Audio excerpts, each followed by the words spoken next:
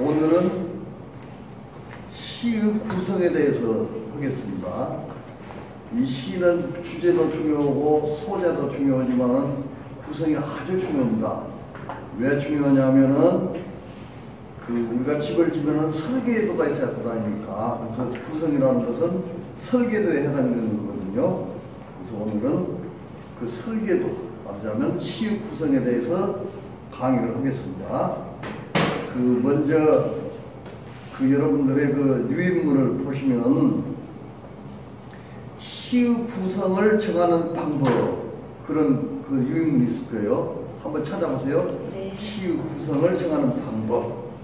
자, 그래서 보면 시의 구성을 방법을 정하는 것에는 시점, 이 시점의 이동에 따라서, 시간의 이동에 따라서, 관점의 이동에 따라서, 발상의 이동에 따라서, 연상의 이동에 따라서, 공간의 이동에 따라서, 중심 테마의 이동에 따라서, 그러니까는 이동에 따라서는 전부 다 공통이지만은 요 하나하나 보면 뭐냐면 시의 구성은 시점, 시간, 관점, 발상, 연상, 공간, 중심 테마, 요렇게 그 구성을 정하는구나. 그것이 첫째입니다. 자, 그러면 이 시점이라는 것은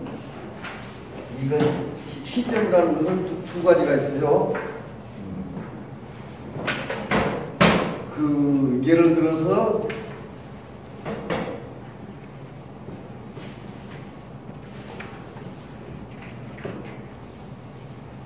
이 볼 시자 시점이고, 또 하나 시점 뭐냐면은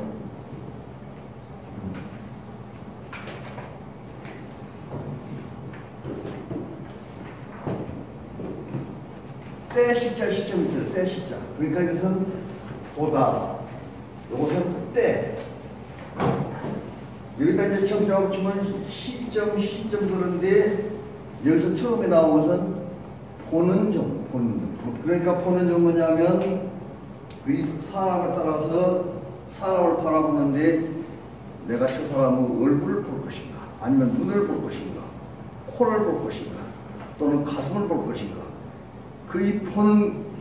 보는 관점, 이렇게 눈에 따라서 보는 관점을 이 시점이라고, 이 시점. 그런데 두 번째는 뭐냐면 시간의 이동에 따라서 본다고 했죠. 시간의 이동이라는 게 뭐냐면 이것은 아침이냐, 또는 점심이냐, 저녁이냐, 또는 어떤 예를 들어서 아침에도 식전이냐, 식후냐, 이렇게 해서 보는 겁니다. 그래서 시점에 따라서, 그러니까는 이것은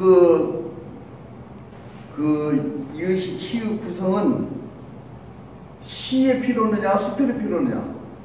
시에도 필요하고 수필도 필요해요. 근데 이 수필도 시는 뭐랄 것 같을까? 수필은 무엇을 보고 쓰느냐, 어느 때에 쓰느냐, 이런 것을 하지 무조건 막 써버리면 안 되거든. 그러니까 기준이 뭐냐면 관점, 어디를 보느냐. 그래서 시점에 따라서 보느냐, 시간의 이동에 따라서 보느냐, 관점에 따라서 보느냐, 발상에 따라서 보느냐, 연상에 따라서 보느냐. 자, 그런데 예를 들어서 아까 시점은 내가 얘기했는데 보는 관점, 그 다음에 시간은 뭐냐면 그 시간의 흐름에 따라서, 그 다음에 이 관점은 가령 예를 들어서 이 관점이라는 것은 이것도 볼 관점인데, 볼 관점.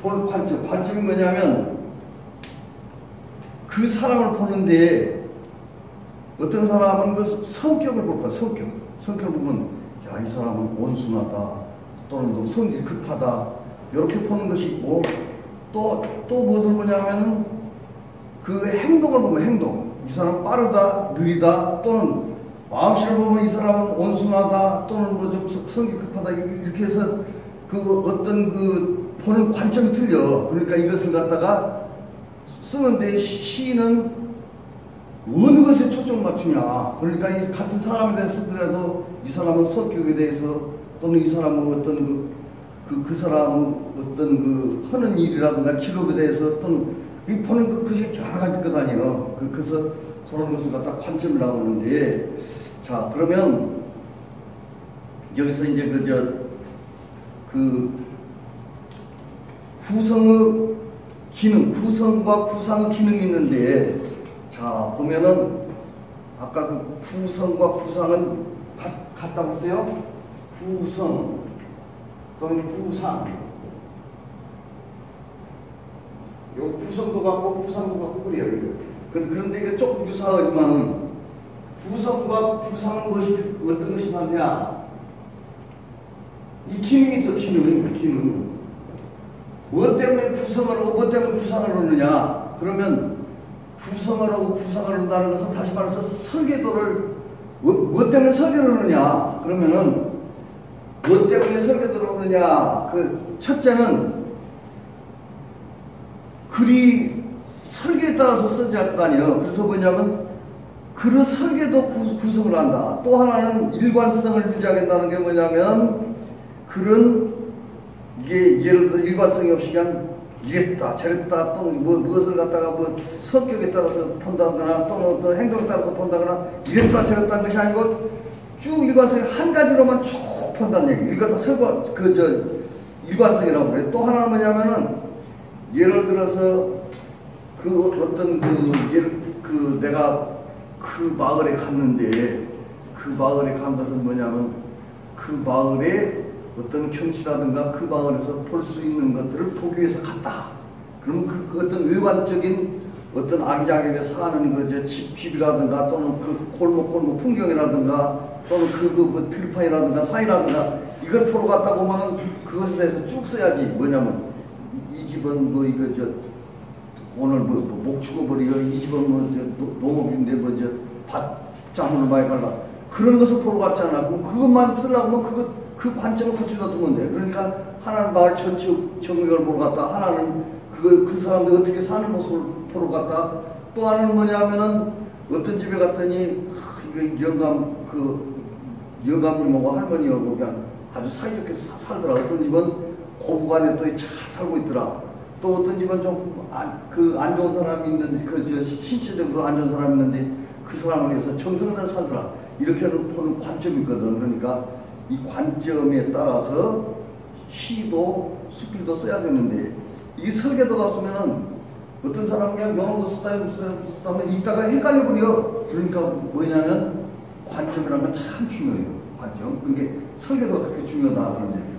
그러니까는 우리가 그 사람이 글을 잘 쓰냐 못 쓰냐 그 뭐냐면은 이 사람이 보는 관점이 일관성인가 오로지 그것만 쭉 따라서 썼는가 그 군더더기 없이. 또 하나 뭐냐면 이 사람은 그 주제에 탁 맞게 썼는가 이것이 참 중요하다 그런 얘기. 그러니까는 그런 기능을 갖고 있다. 그 다음에 또 하나 뭐냐면은 아까 지금 이제 세 가지를 얘기했어요. 설계도 구실을 한다. 또 하나는 일관성이 있다. 또 하나는 통일성이 있다. 그런데 또 하나는 뭐냐면 불필요한 반복이 없는가. 불필요한 반복을 막아줘. 아까 실컷 해서 그 얘기 써놓고는 또다시 써. 비슷한 걸 써. 그 불필요한 이야기를 자꾸 쓰게 되면은 그 읽는 사람들로 하여금 조금 거부감 있고 조금 좀 지루해지고 그래요. 그래서 그런 것들이 있고 또 하나는 전체적인 균형을 조정. 전체적인 균형. 예를 들어서 전체적인 균형이라는 건 뭐냐면 그 집에 그 식구들의 오손도손한 모습을 쓴다고 보면은 그 아버지의 모습도 조금 보여주고 어머니의 모습도 조금 보여주고 그 부모의 모습도 보여주고 새끼들 모습, 자식들 모습도 보여주고 이렇게 해서 쭉 이것이 맞아야 되는데 그렇지 않으면 아버지만 그냥 몽땅 보여주고 그 어머니는 그냥 매출 안 나오고 또는 할머니만 몽땅 보여주고 할아버지 매출 안 나오고 요것은 뭐냐면은 어떤 균형이 맞지 않는다. 균형. 그래서 이런 균형을 맞춰주기 위해서 필요하다. 그런 이야기고요. 그리고 구성 방법 아까도 얘기했지만은 글 전체가 통일성을 갖도록 한다. 그 다음에 그 앞뒤가 논리적으로 일관성을 가져야 된다. 그 다음에 그 중심 내용이 분명히 강조되도록 해야 된다.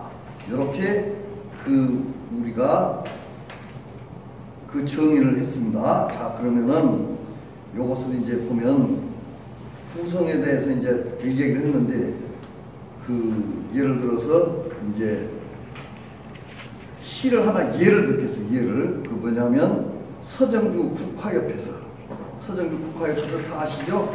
우리가 학교 다닐 때 다 배웠어요. 서정주 국화협회서 한 송이 국화꽃을 피우기 위해 봄부터 소쩍새는 그렇게 울어나온다. 이게 한 송이 국화꽃을 피우기 위해서 봄부터 소쩍새가 그냥 팍 그렇게 울었어.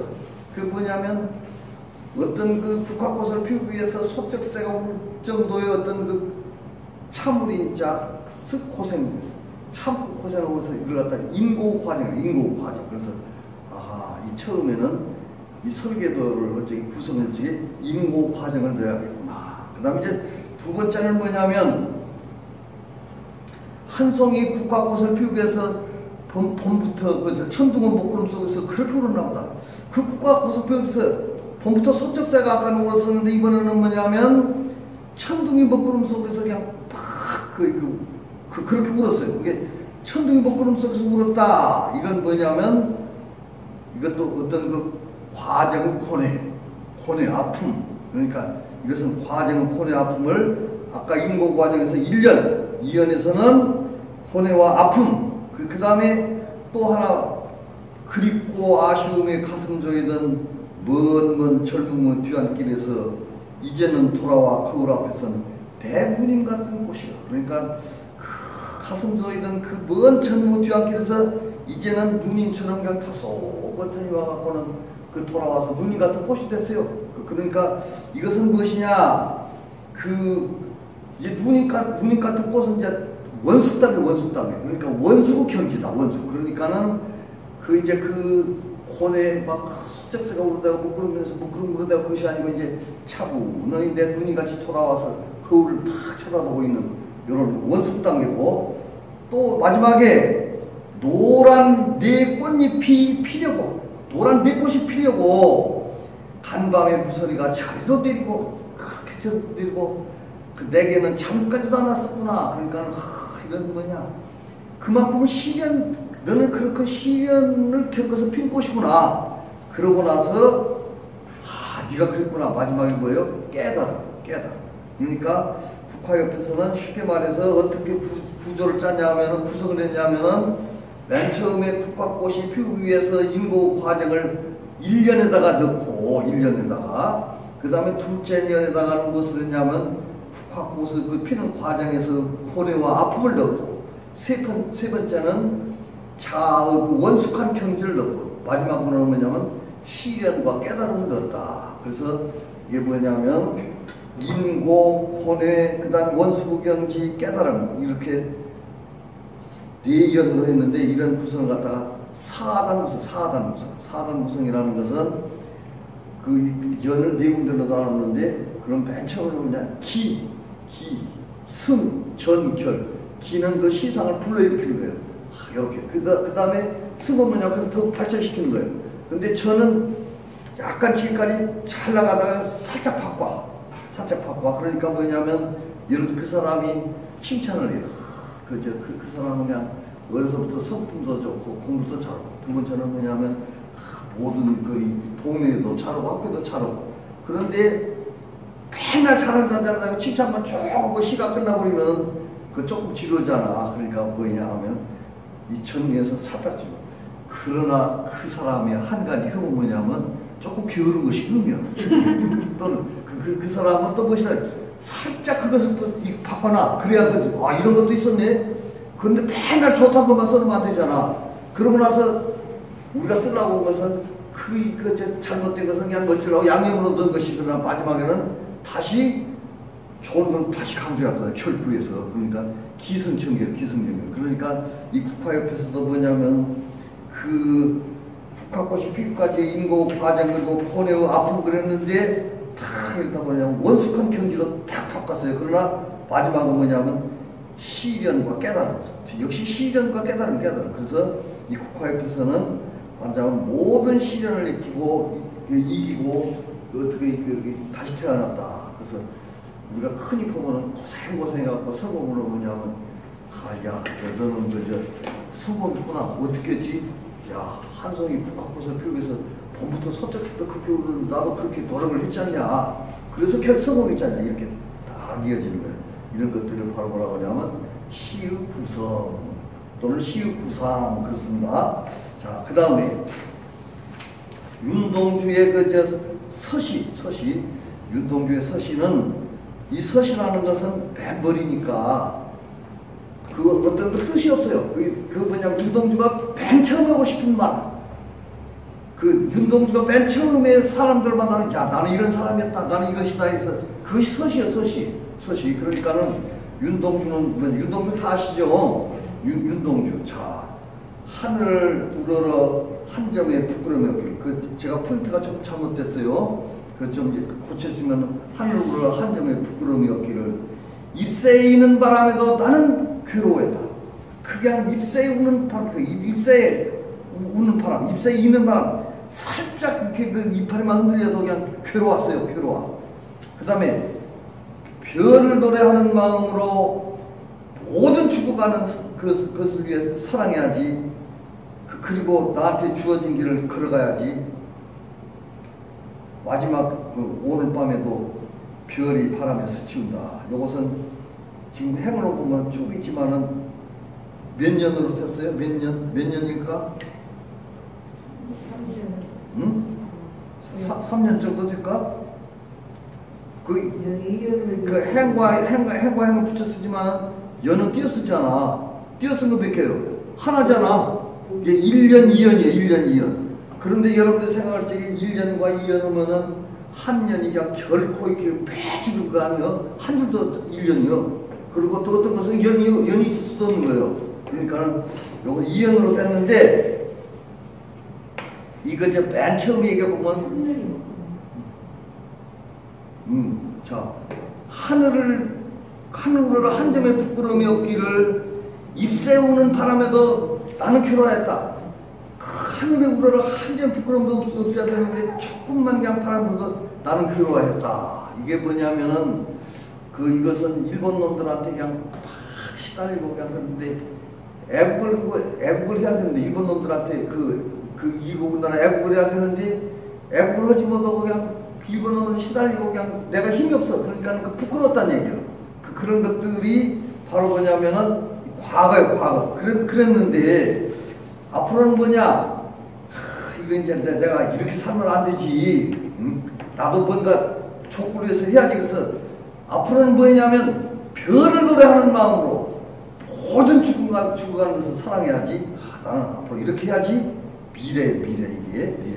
그 다음에 또 하나 뭐냐면 그러고 나한테 주어진 길을 갈아가야겠다. 이제 나는 이렇게 미래를 위해서 나는 나 할 일을 하고 나의 힘을 기른다든가 이렇게 해야겠다. 그렇게 해서 그 윤동주의 서시를 갖다가 나눠놓은 거예요. 윤동주 서시. 그런데 여러분들한테 이제 제가 조금 뭐랄까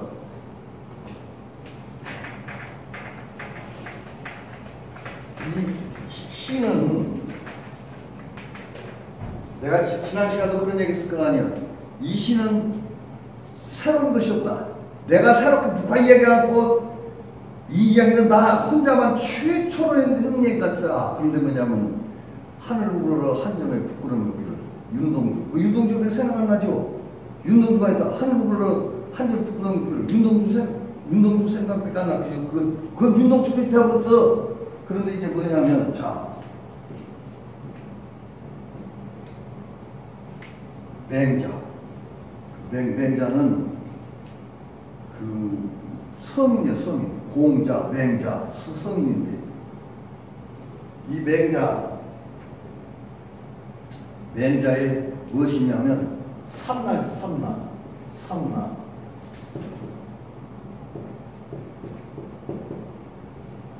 세 가지 즐거움. 맹자가 세 가지 즐거움이 있는데 맨 처음 세 가지 즐거움이 뭐냐면 하나는 양심지라. 두 번째는 가정지락, 가정. 세 번째는 교육지락. 양식껏 살아야겠다. 어떤 부끄러움 양식껏 살아야겠다. 이게 맹자의 첫 번째 즐거움이요. 두 번째는 가정의 즐거움. 세 번째는 교육. 제자들을 훌륭하게 기르는 교육지락이에요.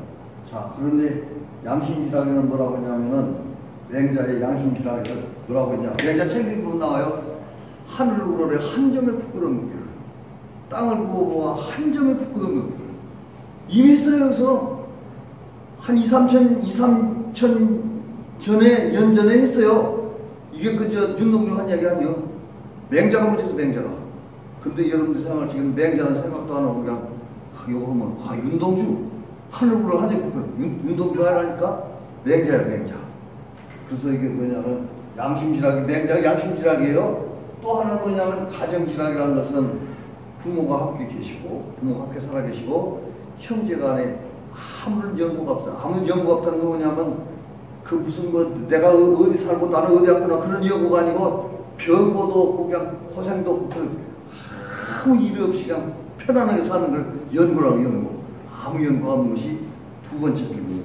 두 번째 즐거움. 그런데 이제 그 여러분들 가운데에서는 이제 그 두 번째 즐거움 가정지락을 느끼실지 모르겠지만은 그 인위적으로 못한 것도 있어요. 뭐냐면 부모님 일찍 돌아가신 분들은 평생 맛있는 걸 봐도 그 부모 생각나고 가서 구경하다가 초보만 봐도 그냥 아버지 모시고 왔더니 부모 모시고 왔을 텐데 모든 것만 보면 부모 생각이 나. 그것이 좀 평소에 그 자기가 하지 못했던 걸 하고 싶은 그런 그것도 즐거움을 못 입다는 얘기지. 응? 그리고 이제 그 형제 가운데도 우애가 있으면 얼마나 좋겠어요. 우애가 있으면 좋은데 그 형제 가운데서도 그냥 욕심 많은 놈 있고 그냥 그 전혀 이거 그 뭐랄까 집어가는 그 거리가 뭔 놈 있어요. 나는 이제 그 육남매 중에 장남매 중에 옛날에는 뭐 지금 같으면 아이고 그런데 옛날에 보통 그 여섯 다 그래요. 그 우리 큰 집은 10몇 명이요. 그런데 그 우리 그 형제들 보면은 나는 이제 그 장남에게 내가 빤히 보지만은 어떤 놈은 그냥 욕심이 많아갖고는 그냥 지욕심만 채고 와서도 보면은 놀러와갖고 뭐 예를 들어서 생날 오거나 뭐 제사 때 오거나 하면은 잔뜩 보따는 요만한 갖고 큰 놈 하나 보조가발 너가 본다 그래갖고 잔뜩 챙겨갖고 가.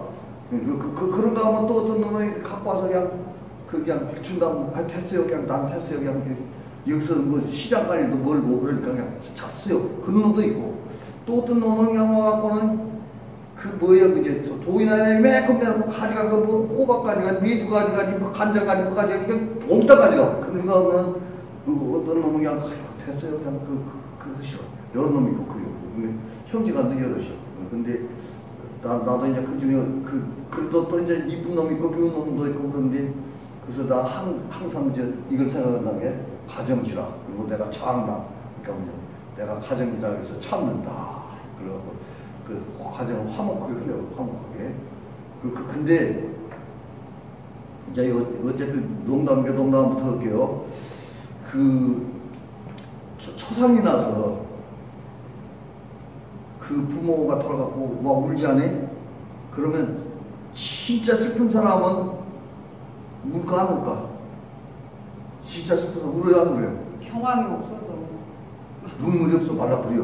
경황이 없어서. 그런데 와서 그냥 아플 때부터 비다도 안 먹고 와갖고는 그냥 뒤다보면 그냥 아휴 왜 그거 난 내가 어떻게 했으면 좋니? 너 한참 하다가 누가 보면 뭐라고 또 와갖고 또 울고 그래서 내가 아이고 저거 뭐라고 하는가 근데 그 뭐냐 진짜 슬픈 사람은 북받쳐서 이렇게 슬프면 안 나와요 안 나와. 그러니까 우리 고모 중에 하나가 했다는 얘기가 뭐냐 뭐라고 확 울어놓고 또 뭐라고 혼자 다 또 누구 와서 또 놓고 울어. 그런 것들은 그런 것들하고 안 되는데 그것은 가정지락에서는 제로예요 제로. 이제 교육지락에 또 하나 뭐냐면은 그 훌륭한 제자를 훌륭하게 키워서 잘 되도록 하는 것이 교육지락. 우리 여기 우리 송명수 친구는 교육지락에 몸을 바친 사람이에요. 근데 이제 교육지락에 뭘 맞췄는데 조직 딱 끝나고 나면은 그것이 시군에 지구가 있고 근데 어디 들어오냐면 삼락회도 삼락회 들어봤지? 이 삼락회가 뭐냐면 이 세 번째 직업이 왜 삼락회냐면 내가 세 번째 직업이라고 쓰니까 너희들 교육 다 시켰으니까는 그 삼락회 들어와라 삼락회 들어가. 근데 나도 삼락회를 들어갔더니 우리 선배들이 어떻게 말해갖고 내가 관계로 그 여러 시험하더니 아이 자네 왔는가? 뭐든 그 가서 그 이제 소사도 그런 소사가 없어 그냥 뭐 물도 와라 뭐 이렇게 또 뭐든 시부를 다 해서 한 번 나고 안 나갔다 내가 그래서 교육지라. 그런데 나는 우리 그 제자들이 내 생각은 그냥 잘 됐다고 생각했는데 그놈들도 우리 선생님 저 훌륭했다고 할 텐데 나보고 훌륭했다고 하는 놈 별로 없을 것이야 아마. 내가 수업 시간에 농담을 참 잘했거든. 그래갖고 그냥 지식은 안 가르쳤지만 재밌게는 했어 내가. 그래서 보면 그 선생님 재밌다는 얘기는 지금도 해요. 근데 그 재밌어갖고 참 그 지식이 제가 풍부하게 지금 지식을 갖고 있습니다. 그런 놈하고도 선생님 재밌었어요. 왜 나는 재밌는 사람은 끝나지 교육지라도 아닐 것 같아요. 그런데 나는 보면 뭐냐면 양심은 나 원래 그 선반다 운전을 댕기고 호주가 넣고 댕기 양심도 나 별로 없는 사람이거든. 그래서 이제 농담을 했어요. 자, 그 다음에 이제 아까 이제 여러분들 지금 요거 유임을 나눠드린 거예요. 그죠? 네. 자, 이제 그러면 우리가 이제 거기 보면은 제가 뭘 나눠줬냐면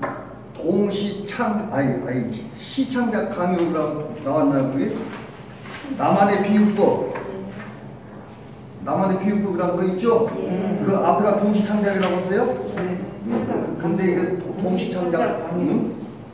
동시창작 강의라고 그랬지? 근데 이것은 이제 그 동시뿐만 아니라 시, 숲이 다 마찬가지야.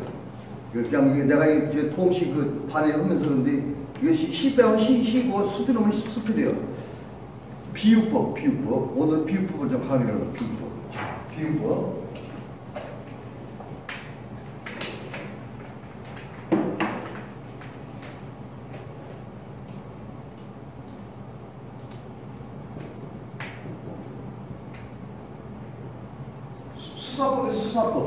수사법이란 건 뭐냐면 그 문장을 꾸며주는 거예요. 수사법이 꾸며주는 거.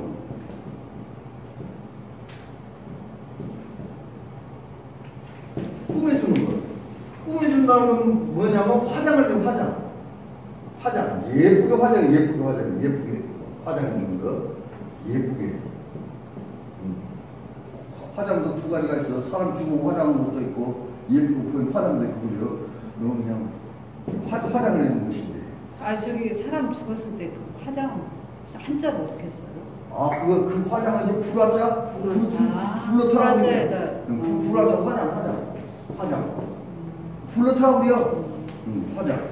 근데 이제 화장을 해주는데 어떤 사람은 화장을 했는데 화장한 것 같이 안 한 것 같이 그냥 저게 표도 안 나고 하는 것이고 어떨 때 보면 그냥 찍어바르는데 더덕더덕 그냥 조금 밸런스가 안 맞고 그런데 이게 우리가 시나 스피스 쪽에 비율을 잘못해 수식을 비율을 잘못해 놓으면은 억지로 화장하는 것 같이 영컷을 그러고 차라리 그냥 매는 본 것이 훨씬 낫지 화장하는 거 보는 게 비드시는 것이 있어.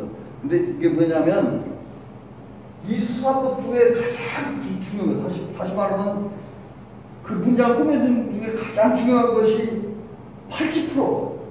이 80%가 뭐냐면 비유법이에요.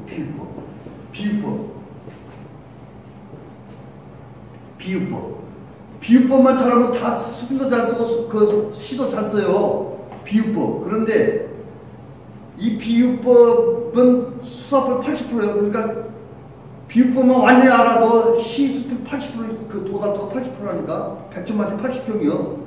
자, 그런데 나도 이 비유법 배우면서 그냥 한 3년간 비유법만 배웠어. 이 비유법 무엇이냐면 여기에는 의니법이 있고 의니법. 여기서는 지급법이 지급법. 은유법 있고 지급법 있어요. 그런 거냐면 비유법인데 여기 은유법이 뭐이고 지급법이 뭐이냐. 여기서는 이제 요것이 있냐 없냐에 따라 틀려.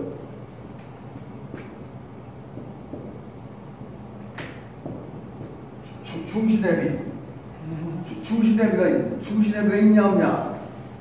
이 중시대비 옛날에 중시대비가 참 대단히 중요했어요. 그래서 옛날 우리 아버지 어머니 시대만 해도 연애하는 사람 별로 없어요. 중시대비가 짱짱이 붙으면은 돼. 근데 어떤 사람들은 술 먹고 자네하고 나하고 사돈매서 해갖고 그러세요 불화보여갖고는 둘이 또 매달 것이 듣고 그래요. 근데 이 중시대비가 참 중요해요. 중시대비. 우리 집의 흑역사를 요거 유튜브로 나갔는데 흑역사를 얘기하고 간단한 거 얘기하면은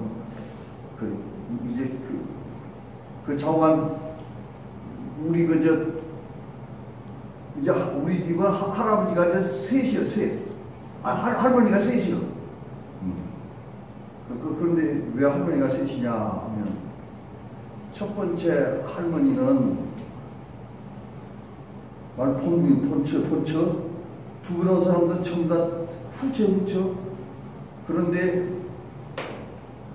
우리 할아버지 아버지 상할아버지지 그 아버지하고 또 중신애비고 탁 갔는데 선보러 가면은 중신애비라고는 내가 선보러 와서 제대로 아버지 보고 다니면 살짝 이렇게 넘다보고 살짝 왔다 가고 물 한 그릇 주시고 부엌에 가서 물 한 그릇 보고 그러잖아. 근데 이제 다 갔는데 마루에 앉아갖고는 그냥 물레 하고 뭐가 그냥 그렇게 정성스럽고 그냥 오자마자 하자고 써라고 표현을 해볼때 나는 옛날에 있던 안 했으니까 우리 할머니 그랬을 때는. 근데 나중에 얘기 전해드린 얘기. 그랬더니 그 다음에 결혼을 해갖고 가마를 타고 내렸는데 딱 내린 게 아니라 누가 엎드라네 이렇게 그런 거야. 엎어갖고 말에다 앉으라는데 이렇게 기어들어가더라네. 보니까 이제 다리가 불고 하나. 그러니까 그 불구도 지금 조금 떼뚱가 상당히 불고.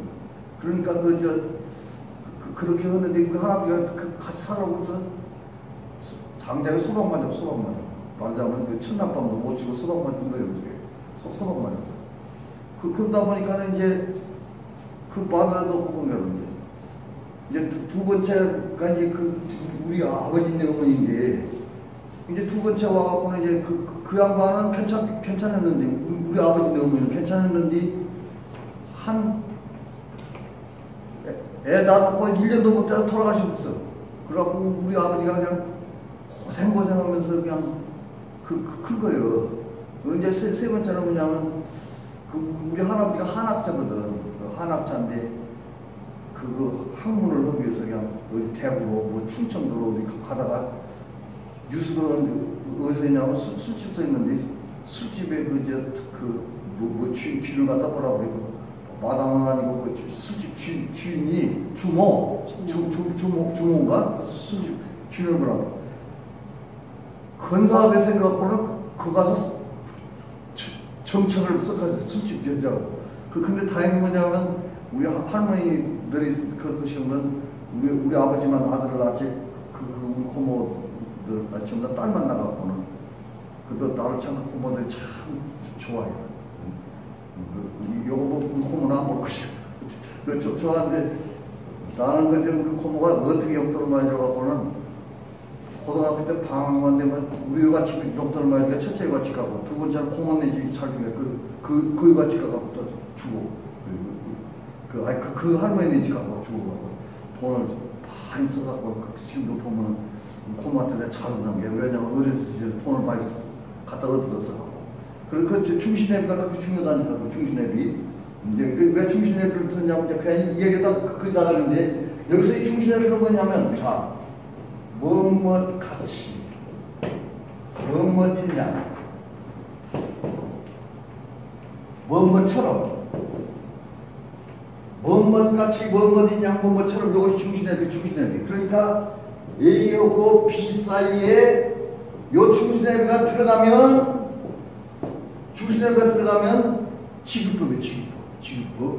그런데 중심회비가 들어가고 A는 B다. 뭐 이거 뭐냐? 은유법이에요. 은유법. 자, 그러면 내가 그저 한번 얘기해. 지금과 은유가 봐봐요. 자,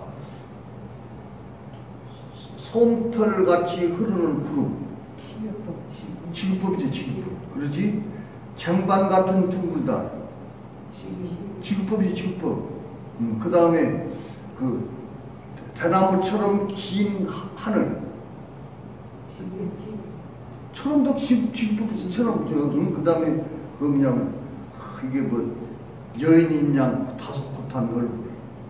인양. 지급법이 지급법. 자, 그런데 내 마음은 호수. 뭐예요? 은유법 A는 B잖아. 그런데 은유법과 아무렇게나 그냥 야, 내 마음은 창, 내 마음은 등불, 내 마음은 빛. 그럼 이제 내 마음 등불은 그냥 그 항상 이제 내가 널 밝혀주고 싶다는 거, 내 마음 창하면 너 비기신 게다 찔러붙여 그 날카로운 거구나. 근데 뭐 내 마음은 또 내 마음 또 이게 뭐냐? 이때는 은유법 뭐냐? A하고 B는 유사성. 뭐가 다른 것이 있어야 돼. 하나로 다른 것이 있어야 되지, 하나로 다른 것이 없으면 절대로 은유가 안 돼요. 그러니까 뭐냐? 내 마음은 호수. 마음하고 호수가 무엇이 닮았냐? 첫째 고요해요. 맑아. 그러죠? 그 다음에 찬잔해. 내 마음. 그지? 성을 급하는 건 그 마음이 아니지만, 그러니까 이렇게 그 유사성 있다니까, 유사성. 그래서 반드시 은유법은 유사성 있어야 유사성. 자, 그럼 이제 요것을 토대로 배우고, 그리고 지금 은유만 잘하면 시 쓰고 수필 쓴다니까? 멋진 수필을 쓰고, 멋진 시를 쓰고. 자, 그러면 봐요. 자, 참새처럼 조잘거리는 너의 입술은 유리구슬 같아 또르르 굴리고 싶어요. 아, 이렇게 탁 시를 써놓으면 얼마나 멋있어요. 참새처럼 조잘거리는, 참새처럼 조잘거려? 그러니까 뭐냐면 그 입술을 보니까는 참 너는 참새처럼 조잘거리게 생겼구나. 입술 보니까 그냥 얍실얍실하게 묵직해야 되는데 그런데 유리구슬 같아 또르르 굴리고 싶다? 도대체 이게 무엇을 쓴 것을? 그 어떤 핵심이 없잖아, 관점이. 그래서 이것은 비유는 잘했지만은 좀 어색해요. 그래서 아까 이것은 무엇이 잘못됐냐면 비유도 잘못됐지만은 아까 관점이 잘못된 거예요, 관점. 그러니까 입술을 갖다가 그 참새처럼 조잘조잘하는 그것이냐 아니면 유리구슬처럼 그냥 또르 굴리고 싶냐? 이거 전혀 앞뒤가 틀리잖아, 이게. 그러니까는 관점이 중요하고 또 하나는 뭐냐? 자, 이것은 참새처럼 조잘거리는 것은 좀 부정적이에요, 부정적. 그 예를 들어서 그 둘이 얘기했지 그냥 뭐라고 하면 그냥 사분 얘기했다. 또는 뭐 지금 뭐라고 했더니 조잘조잘 얘기했다. 뭐 자잘자잘 얘기했다. 그것은 그냥 막 혼자 참새 시부렁시부렁 조잘조잘 하는 거 부정적이잖아, 이게. 그러니까 이게 뭐냐면은 그 우리가 은유를 따라 지교를 따라하면 조금 그 뭐랄까 너무 그 긍정적인 얘기를 부정적으로 얘기하면 안 된다. 그 긍정적이 중요해, 긍정적. 근데 여기서 약간 부정적이에요. 부정적 시각으로 표현했기 때문에 이거 좋지 않다. 또 하나 뭐냐면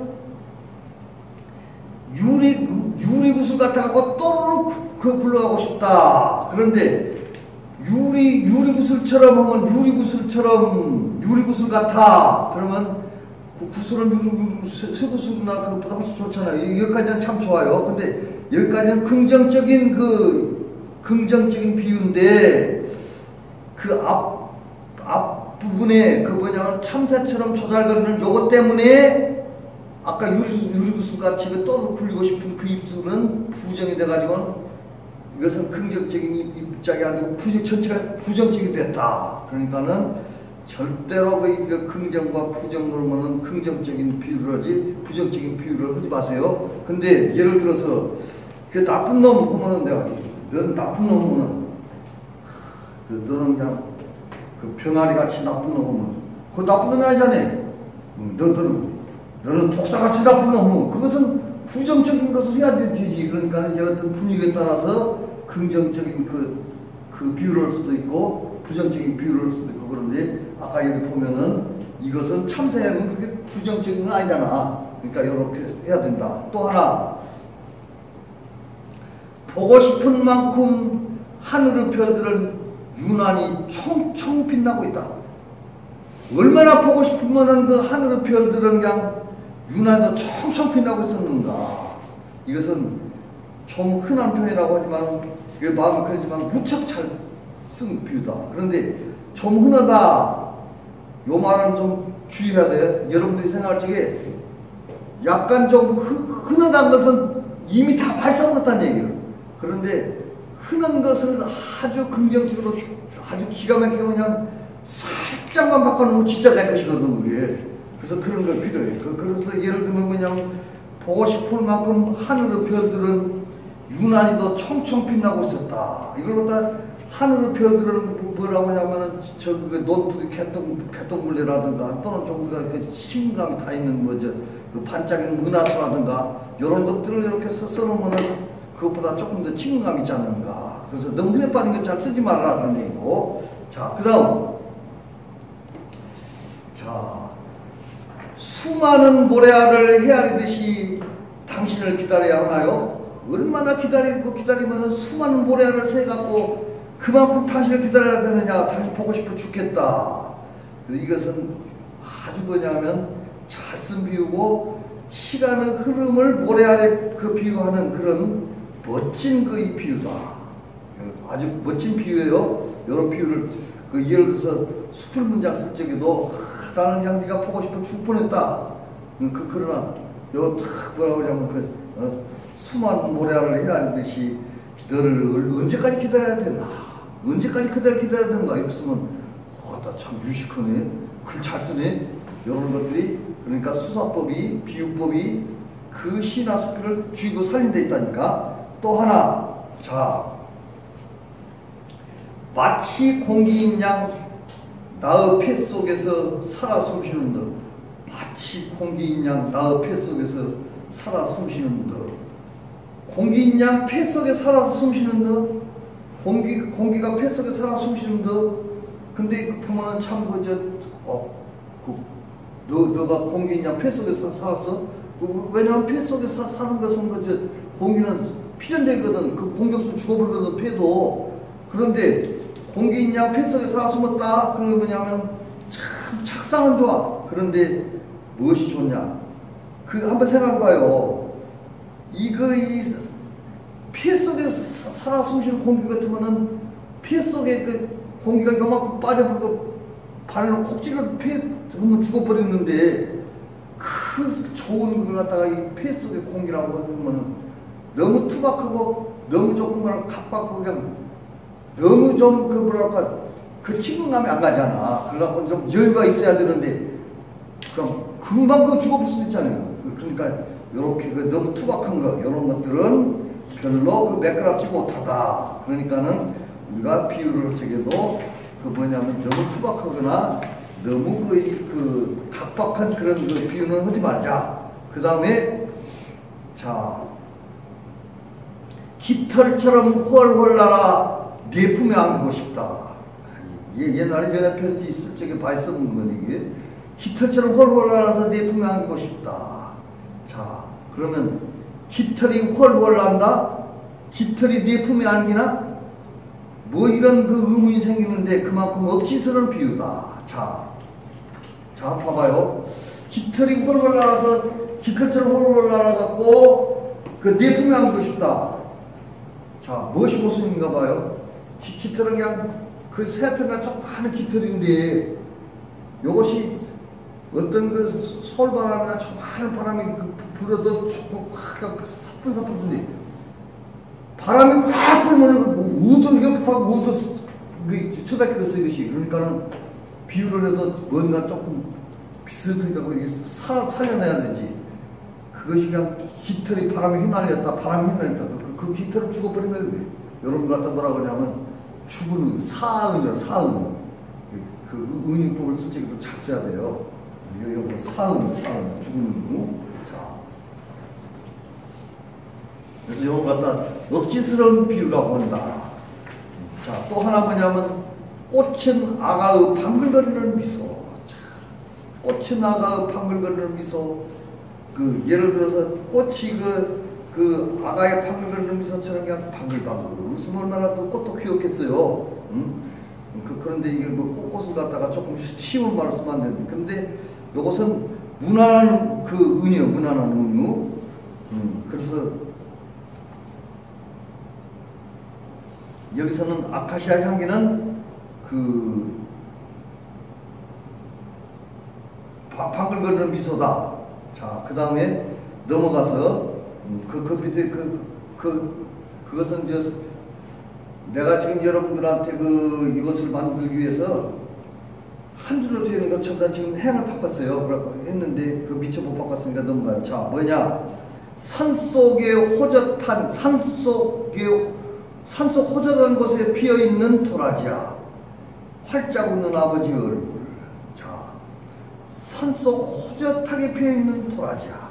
그러니까 뭐냐면 아무도 없이 호젓한 것은 혼자 호젓한 곳에서 도라지꽃이 탁 피었으면 가서 안아주고 싶고 뭔가 좀 다가가고 싶고 그러잖아요. 이런 것들. 산속 호젓하게 피어있는 도라지야.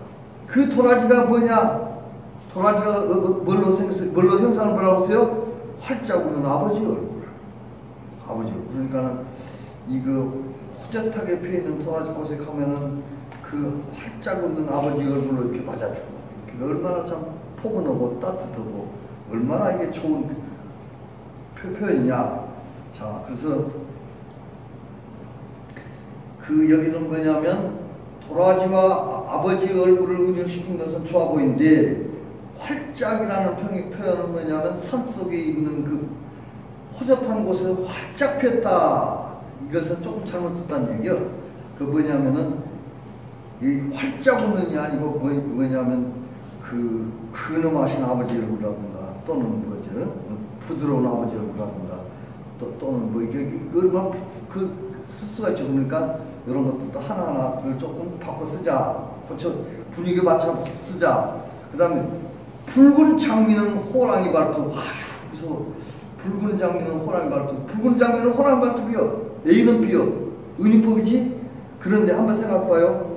붉은 장미가 호랑이 발톱 같으면 붉은 장미는 그냥 다가가고 싶고 뭔가 조금 입맞춤도 해보고 싶고 그냥 내 마음속에 쏙 들어오고 그냥 떠나기 싫은데 호랑이 발톱? 호랑이 발톱 그냥 행이나 긁으면 큰일 나잖아. 요런 아까 내가 뭐라고 했냐면 A와 B는 무엇이라고 했어요? 유사성이 있어. 유사성이 있어야 되는데 이게 장미하고 호랑이 발톱하고 무엇이 유사성이 있어요? 가시? 가시하고 발톱하고 가시인데 이게 뭐냐면은 장미 꽃에는 가시가 없어요. 장미 나무에 가시가 있지. 꽃에도 가시가 있나? 그 꽃잎에?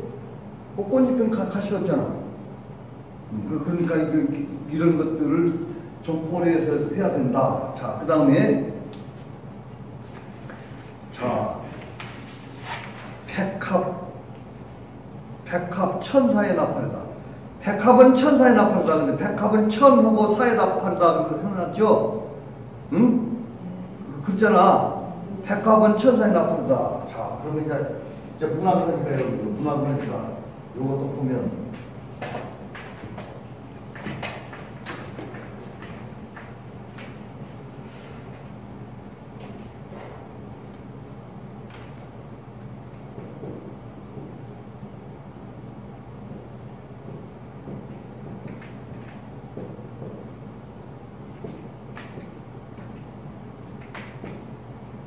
나팔이다. 이렇게 원고지를 썼는데 이거 잘못 썼네. 그럼 요걸 여기다 붙여야 되는 이것이 싹 지운 거 됐을까? 교정부. 자, 요것을 일단 붙이려고 하면 방법이 두 가지가 있어요. 하나 뭐냐. 이렇게 쓰면은 여기까지만 하고 요것은 어디로, 요 밑으로 내려가는 거예요. 요 밑으로 내려가라. 그런 얘기야. 밑으로 내려가라. 또 하나 뭐냐면은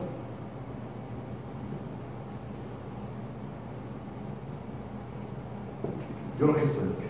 그러면 요건 앞에 붙으라. 그런 이야기. 교정보다 알아둬야 돼요. 교정보. 그래서 만약에 여러분 책을 낼 적에 그 교정본이 오면은 그냥 그것을, 그 교정본을 알아야 돼요. 교정본을. 가령 예를 들어서,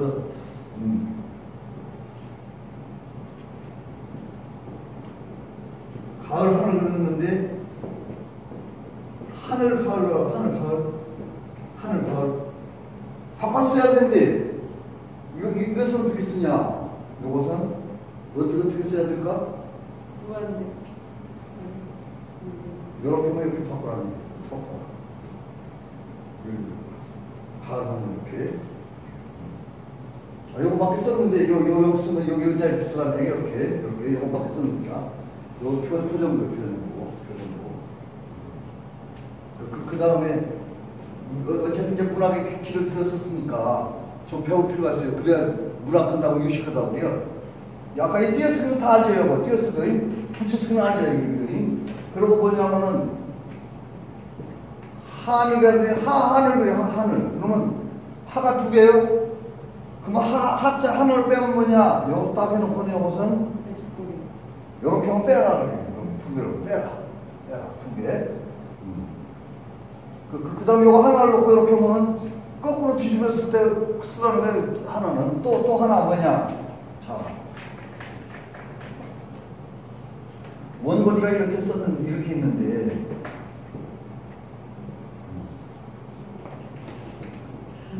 나는 하는데, 왜 처음에 아까 띄어쓰고 들었구나. 근데 이거 하나 전적으로 이제 밀어야 되는데, 지금 쭉 써놨는데 어떻게 탁 밀어. 근데 이런 때에 교정보가 딱 하나 있어. 무엇이 있냐.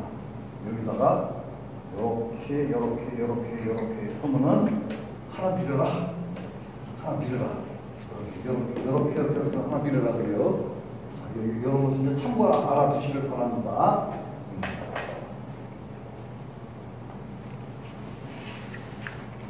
자, 그래서 백합은 천사의 나팔이다. 그 백합꽃의 모양새를 보아서 적절한 비유로 여겨진다. 근데 나는 요거 지난번에 강의하면서 새로운 것을 하나 배웠어요. 백합이라고 해서 백합은 흰백자 아니에요. 백자. 일백백자가 백합은 흰색으로 생각했어. 근데 백합꽃이 연분홍색이라고 그러더만. 나 처음 알았어요. 백합꽃이 연분홍이라고. 백합꽃이 연분홍이야. 맞나요? 봤어요? 백합꽃? 하얀색인데. 응? 하얀색도 있고. 연분홍이랑 연분홍. 연분홍이 있나봐요. 하얀색. 그러나? 예, 하얀색이거든요. 그래요? 네. 또 누가 또 강조를 했는데 연분홍인 줄 알았더니 백합이 연분홍 아니야? 아니요. 나 무슨 인지 알았다고 또 안 말하는데 그 사람들은 한번 찾아봐 있다가 백합꽃이 뭔 색인가? 연분홍도 있는가 봐. 자, 그 다음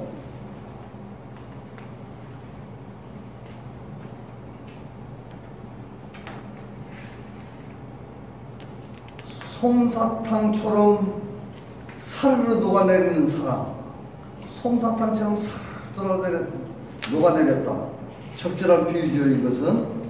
자, 그런데 만약에 이걸 갖다 기차처럼 쏜살같이 내달리는 사랑, 이렇게 한다고 하면은, 요것은 이제 성격상으로 적절한 비유라고 했지만은, 요런 성격도 아닌데, 이렇게 써놓으면 부적절한 그 비유도 돼요. 그러니까, 항상 내가 비유라든가, 이 수식어는 뭐라고 했죠? 분위기에 따라서 좋을 수도 있고 나쁠 수도 있다. 그런 얘기를 했어요. 그 다음에, 둥실둥실 구름 같은 사랑. 근데, 이런 것은 적절한 비유인데, 이런 것도 아까 얘기했지만, 흔해 빠진 비유다. 이런 것은, 안 좋을 수도 있어요. 그 다음에, 어질어질 참얼미 같은 사랑. 이거 뭐냐면, 그 사람이 그냥 뭔가 마음을 틀어주든 말든 또는 그냥 뭐 조금 뭐 들든 말든 그참 어지러지는 게 이런 상황인데 적절한 비유지만은 이런 상황을 하면 안 되지. 그 다음에 꽃밭은 나비들 놀이터 이거 얼마나 참 좋아요. 나비들 놀이터. 그런데 여기도 꽃밭은 뭐냐면 나비들 놀이터 하면 되는데 그 예를 들어서 그 노란 나비 놀이터 또는 무슨 예쁜 나비들 놀이터라고 하면 괜찮은데 여기다가 꽃밭은 뭐 이거 시큰 뭐 지혜빛꽃 나비들인가 뭐 호랑나무 괜찮지만 아주 이거 뭔가 조금 혐오스러운 나비들 놀이터라고 하면 꽃밭도 베리잖아 그게. 그러니까 이런 것들도 비유를 지키는 거 잘 해야 된다는 거예요. 그 다음에 꽃향기는 엄마의 냄새. 꽃향기는 엄마의 냄새라고 써요. 엄마의 냄새. 그래서 근데 이것은 괜찮은 것 같은데 우리가 냄새 하면은 냄새가 긍정적이에요, 부정적이에요. 가령 예를 들어서 같이 앉았는데 옆에서 그 세수도 안 하고 옷도 잘 안 갈아입고 그냥 아이고 냄새야 그러잖아. 그 대단히 부정적이거든. 그러니까 엄마의 냄새가 아니고 그냥 엄마의 향기 또는 엄마의 내음 한다든가 그래야 냄새하고 그참 부질부질한 엄마가 돼요. 그러니까 이런 것들도 그 좀 생각해서 비유를 하고 그래야 된다. 그 다음에 바람과 귓속말로 속닥속닥 이야기하는 꽃잎. 바람과 귓속말로 속닥속닥 이야기하는 꽃잎. 이것은 뭐냐? 지교도 아니고 은유도 아니야. 그래서 이런 것은 모두 이건 뭐냐? 꾸며주는 말이야. 뭐뭐 타느니 꾸며주는 말이야. 그러니까는 꽃잎은 꾸미는 받는 말이고 앞에는 꾸며주는 말, 꾸며주는 말이야. 꾸며주는 말. 그런데 바람과 귓속말로 속닥속닥 이야기하는 꽃잎. 그러니까 꽃잎은 뭐냐면은 서로 그냥 이 귓속말로 바람으로 속닥속닥 이야기한다. 그래서 이것은 수식어 맞아 꾸며주는 말, 꾸며주는 말이기 때문에 그냥 참 좋은 꿈입니다. 그렇게 볼 수가 있어요. 자, 그 다음에 엄마 웃음 속엔 하얀 밭꽃이 숨어 있다. 이것도 뭐냐면은 비유는 아니고 아까도 얘기했지만은 이 시적 상황에서 쓰는 말인데 밭꽃이 숨어 있다. 하얀 밭꽃이 숨어 있다. 이것도 수식어 꾸며주는 것. 엄마 웃음 속에는 하얀 밭꽃이 숨어 있다는 것. 항상 그냥 해맑고 맑은 것, 깨끗하고 이런 것. 그래서 엄마의 웃음을 갖다가 우리가 시어로 표현한다고 보면은 밭꽃같이 밭꽃 같은 하얀 그 웃음이라고 하면 얼마나 참 밝고 깨끗하겠어요. 그 다음에 또 울 밑에서 활짝 웃는 키 작은 민들레야. 울 밑에서 활짝 웃는 키 작은 민들레야. 그런데 이 키 작은을 넣고 안 넣고 확연한 차이가 있어요. 그냥 민들레면은 울 밑에 있는 울 밑에 있으면은 조금 초라하게 보이고 그러지만은 키 작은 그럼 키도 작는데 차 울 밑에 가서 또 처박혔으니까 조금 안 쓰는 생각이 있고 뭔가 조금 애잔한 생각이 있고 그러잖아. 그래서 이런 것들도 우리가 그 표현을 지게 고려를 해야 된다 그런 이야기예요. 자, 그 다음에 사랑은 어쩌면 순간의 연기처럼 사람이 순간에 그냥 팍 피어오르는 연기처럼 금방 사라지고 마는 것. 이것은 꼭 은유는 은유인데 그 유행가 가사 같은 그 은유요. 이거 가장 피해야 할 것.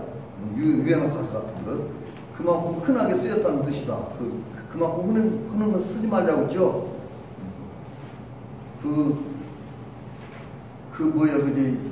지난번에 내가 송대관 얘기를 한번 했죠. 송대관 얘기를 송대관이는 자기 이야기를 그대로 쓰는 것이 노래 가사가 됐다고 써. 그러니까 이 송대관이의 노래 가사를 보면은 아주 자연스럽고 꿈이 없는 그 가사예요. 그러니까 어떻게 보면 무슨 수사 잘하고 비유 잘하고 친구하고 송대관이 공부 안 했다니까.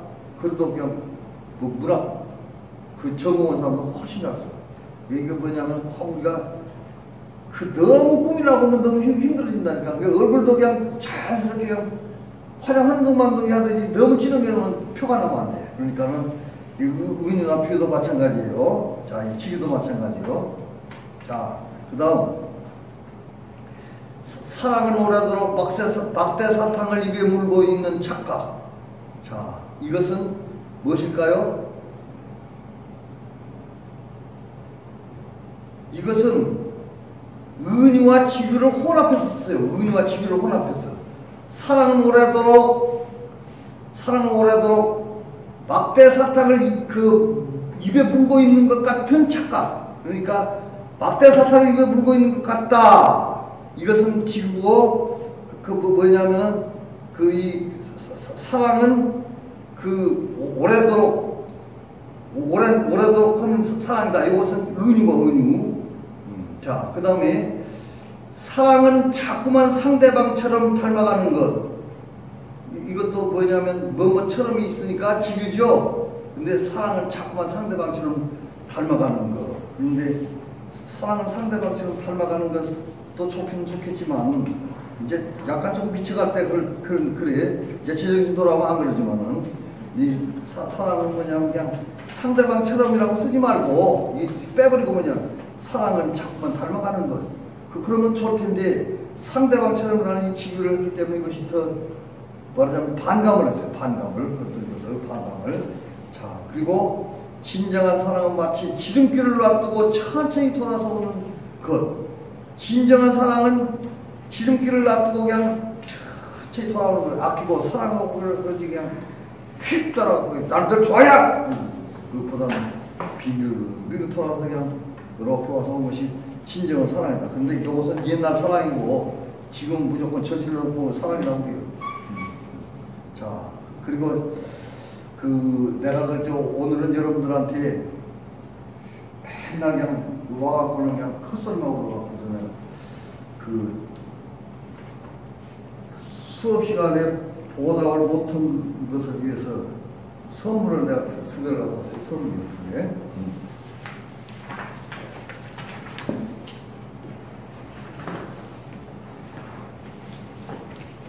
이게 좋은 수필이라고 처음 내가 수필만 했거든요. 근데 여기 이 수필은 아무나 실지를 못해요. 이게 상당히 격이 높은 사람들만 실은 거예요. 이게 좋은 수필 다 나왔어요. 이게 좋은 수필. 좋은 수필 나왔어요. 여기 이 좋은 수필에는 신인상도 뽑아. 신인상 말하자면 등단 작품도 뽑는다니까. 그래서 여러분들도 공부 부지런히 하면은 여기 이 좋은 수필에 등단할 수도 있어요. 등단. 등단을 하려고 하면은 다른 사람들이 다 알아듣는 데서 등단을 해요. 그 잡지는 맞아. 어려워? 맞아. 좋은 사람 아무나한테 해준 거 아니야? 그런데 어떤 잡지 오면은 그거 돈만 내면 돼요. 그걸 100권 샀구만? 얼마 냈구만? 그거 등단이 아니야. 그건 장사지, 장사. 근데 이런 좋은 수필은 진짜 좋은 등단이 될 수가 있어요. 또 하나 뭐냐? 인문학의 향기. 인문학은 상대되는 말이 뭐예요? 의학 또는 공학. 근데 인문학은 인문적으로 해요. 우리 삶 자체가 전부 다 인문학이요. 철학이고. 그래서 자연계에서는 가장 심오한 학문이 뭐냐면 물리학이에요. 물리학. 자연계에서 물리학이 최고 쓰임을 서울대도 인문학에서는 가장 최고가 뭐냐면 철학이에요. 철학. 근데 철학이 어느 날 갑자기 추락해갖고 뭐냐면 조금 좀 상상적인 얘기고 조금 쓸만한 얘기고 개똥 철학이냐? 어떻게 철학이 개똥이 되었다니까? 그날 철학이 진짜 학문이거든. 근데 인문학도 이게 이 책을 나는 듣는데 이것을 보면은 우리나라에서 아주 유명한 오세영 시인의 특강도 여기 들어가 있고 그리고 유명한 시인들 또는 유명한 사람들이 특강문을 다 실어놨어요. 보시면은 이것은 그러니까 돈 주고도 못 사는 거예요. 그래서 나눠드렸으니까 여기 보면은 강의하는 거 잘 들어보면은 내 강의 3시간 들어보다 3분만 읽는 게 훨씬 더 좋아. 그러시고 그런 거 좋은 수도 읽어보시고 그러세요. 여기서 안 오시고 있으면 줘요. 네.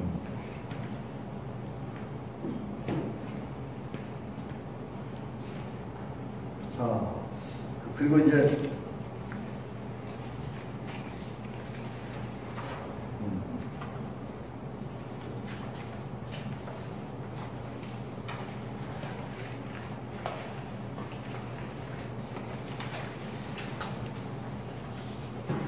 그거 작품 하나 보죠.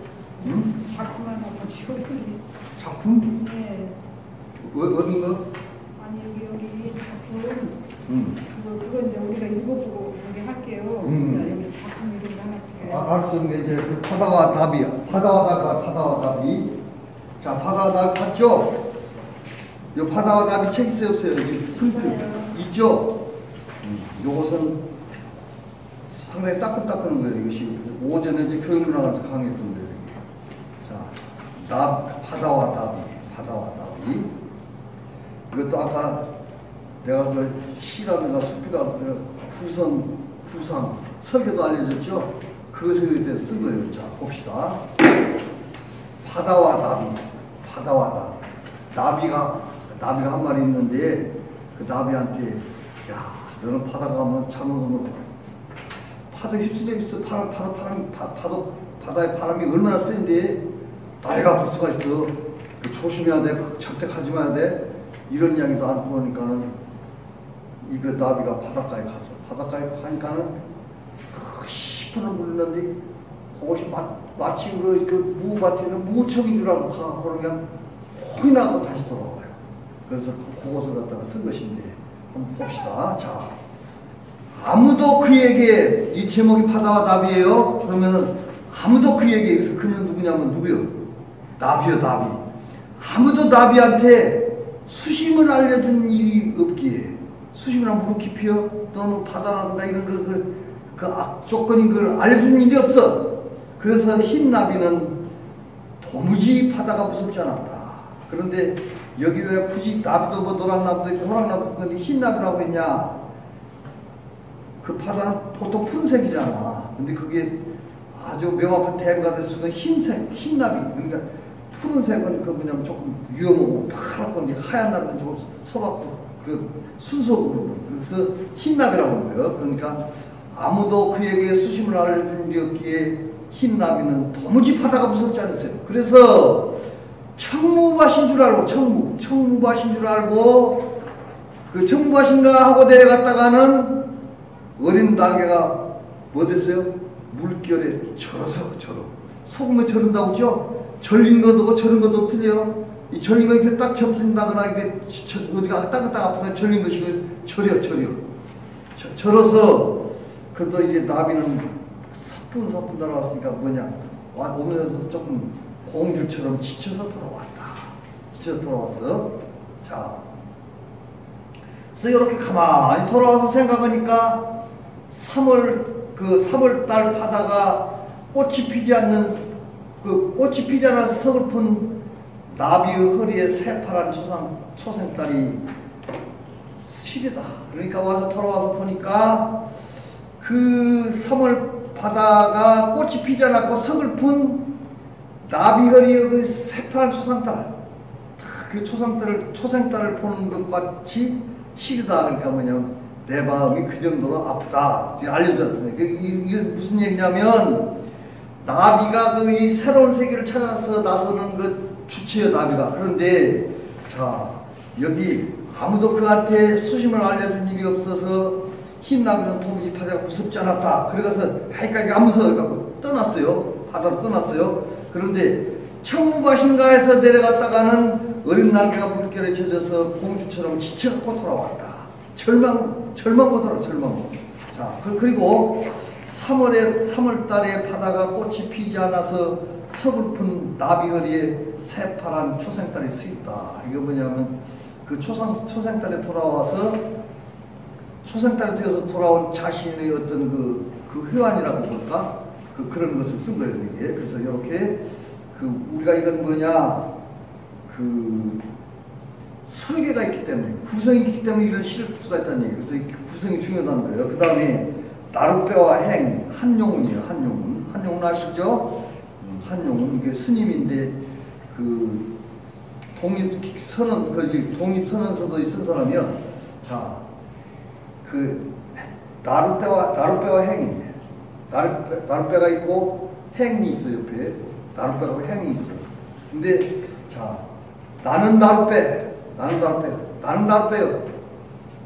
그 다음에 당신은 누구요? 당신 행인 당신은 행인이 행인 길 가는 사람. 자, 나는 나를 빼고 당신은 행인이다. 자, 그런데 이 나는 나를 빼고 당신이 행인이라는 걸 이제 그 규정을 지었어요. 너는 나를 빼, 나는 행인. 그런데 당신은 그 행인인 당신은 흙발로 나를 짓밟습니다. 흙발로 나를 짓밟아. 발 좀 털고 어쩌고 해야 되지. 그냥 나를 빼고 올라오니까 흙발로 나를 짓밟아. 그래도 한 말도 않고 나는 당신을 안고 물을 건너갑니다. 당신을 싣고 건너가. 이게 뭐냐면은 어떤 자비심, 부처의 자비심, 그 스님이니까. 자, 그런데 이게 나는 당신을 안고 간대. 나는 당신을 안으면은 당신 한 번 안으면은 내가 끝까지 책임져. 어디 그 얕다고서 내려오고 그냥 뭐가 아니고 당신 안으면은 깊으나 얕으나 급한 여울이나 아무데고 건너갑니다. 그러니까 내가 당신을 이왕 내 배에 태웠으니까 내 배에 태웠으니까 난 당신을 위해서 최고를 다하겠다. 자, 그리고 또 갔다가 당신이 안 오면은 이제 또 그 배로 돌아갈 거다니요. 만일 당신이 안 오시면은 나는 바람을 쐬고 눈비를 맞으면서 그 밤에서 낮까지 당신을 기다리고 있어요. 그래서 기어이 태우고 가. 희생정신이요. 자, 그런데 당신은 그냥 문만 건너면 고맙다고 하고 붙어야 되는데 나를 돌아보지도 않고 휙 가버려. 그런데 그냥 여기다 뭐라고 하냐, 그 좀 섭섭한 말이 있지. 그 뭐냐면은 나를 돌아보지도 않고 가신다 나쁜 사람 그런 거 아니고 그냥 돌아가십니다. 그래요. 그게 다 포함됐습니다. 자, 그러나 당신이 아무리 그렇고 같지만은 그러나 당신이 언제든지 다시 돌아오실 줄은 나는 알아요. 나는 당신을 기다리면서 날마다 늙어가는 것이 아니고 낡아가. 왜? 나를 뺐기 때문에 낡아가는 거예요. 살아가도 늙어가는데 낡아갑니다. 그리고 또 한 번 뭐라고 했냐? 나는 나로 빼, 당신은 행인. 그래서 또 하나 이렇게 탁 강조해서 앞에서 강조하고 뒤에서 강조하고. 그런데 예를 들어서 우리가 내 중심, 소재, 내가 꼭 하고 싶은 말을 맨 머리다가 딱 넣는 걸 갖다 뭐라고 하냐면 머리 투갈식이라고 두갈식. 그 다음에 가운데다 그 핵심을 넣어놓으면 중갈식, 끝에다 넣으면 미갈식, 꼬리 밑자. 미갈식 그래요, 미갈식. 그런데 앞에 넣어놨는데 끝에 또 넣고 싶으면 또 강조하고 싶어? 그러면은 양쪽이지, 양쪽은 뭐냐면 양갈식이에요, 양갈식. 그리고 또 쌍으로 했다고 해서 여기 쌍갈식. 그래서 이것은 뭐냐면은 이 시의 구조는 앞에 하나 강조해놓고 또 뒤에 강조했지. 그걸 뭐라고 한다고 했어요? 양갈식, 쌍갈식 그런다고 했어요? 양갈식, 쌍갈식 그래요. 자, 그것이고. 자, 그 다음에 여기 보고 이제 시간이 좀 없기 때문에 자, 거기 보면 마경덕의 신발론, 마경덕의 신발론, 마경덕. 신발론. 그냥 신발론 듣는데 신발론은 뭔가 조금 묵직하잖아. 그래서 자, 마경덕의 신발론. 자, 봅시다. 묵은 신발을 한 보따리를 내다 버렸습니다. 그냥 이 신발, 저 신발 그냥 묵은 놈, 굴러다니는 놈 그냥 한 보따리를 갖다가 내다 버렸어요. 그래서 이거 신발을 버렸다. 그런데 이제 신발을 버리고 와서 일기를 썼어요. 일기를 써갖고 뭐냐면 오늘은 그냥 신발을 모아갖고는 한 보따리를 내다 버렸다. 이렇게 일기를 쓰다가 보니까 이건 내가 신발을 버린 것이 아니야. 신발이 나를 버렸지. 이런 것 갖다 역설적인 발상을 하고 그래요. 그러니까 뭐냐면 일기를 쓰다가 문득 내가 신발을 버린 것이 아니라 신발이 나를 버렸다는 생각이 든다. 그래서 그 첫째 연은 신발을 버렸다. 둘째 연은 신발이 나를 버렸다. 그런 얘기예요. 자, 그런데 지금까지 신발을 어떻게 했냐? 학교와 병원으로, 은행과 시장으로, 화장실로 신발은 맘먹은 대로 나를 막 끌고 다녔어. 그게 내가 신발한테 끌려다녔어. 내가 신발을 신고 다닌 것이 아니고. 어디 한 번이라도 막막한 세상을 맨발로 걷는 적이 있었던가? 맨날 따라다녔어요. 어쩌면은 나를 신고 그 파도를 넘어서 온 한척 배에서 이게 나를 끌고 다녔어. 그러니까 내가 버린 것이 아니고 신발이 나를 버린 것이지. 그래서 뭐냐면은 과적한 선책. 과적이라는 건 뭐냐면 그 신발이 무거운 몸무게 나를 신은 거예요. 그러니까 뭐냐면 과적한 그 몸무게로 과적으로 선체가 이렇게 기우뚱기우뚱하니까 그 선주인 나를 갖다가 짐으로 생각하고 신발이 갖다 나를 버려버렸어. 응? 그까지 약간 이해가 가죠? 나는 그 신발을 과적한 짐이 되었어. 그래서 뭐냐면은 일기장에 다시 쓴다. 뭐라고 하냐면은 짐을 부려놓고 그 신발을 먼 바다로 배들이 떠나갔다. 떠나가면서 신발이. 그러니까 이 신발로 뭐냐면 지금까지 내가 신발을 버린 것이 아니고 신발 나를 그냥 계속 끌고 다니는 거예요. 이게 이 지각한 것이 아니라 신발을 끌고 가는 거예요. 이것이 역설법. 그래서 이렇게 신발이 나를 버렸구나 해서 이렇게 써는 것이 있어요. 이런 것들도 있고, 지난번에 여러분들 내가 정일근 시인에 대해서 한번 해줬죠? 정일근 안 해줬나? 했어요. 했죠? 네. 정일근 시인이 쓴 정일근의 어머니가 아버지가 교통사고로 돌아가셔가지고 수축하면서 길렀다고 했잖아. 근데 이제 정일근의 시가 거기 나와 있는데 신문지 밥상이야. 신문지 밥상을 했어. 근데 그거하고 또 똑같은 신문지 밥상이 또 다른 사람 썼어요. 그래서 그 두 개를 한번 비교해보라고 두 개를 써놨으니까 집에 가서 한번 읽어보세요.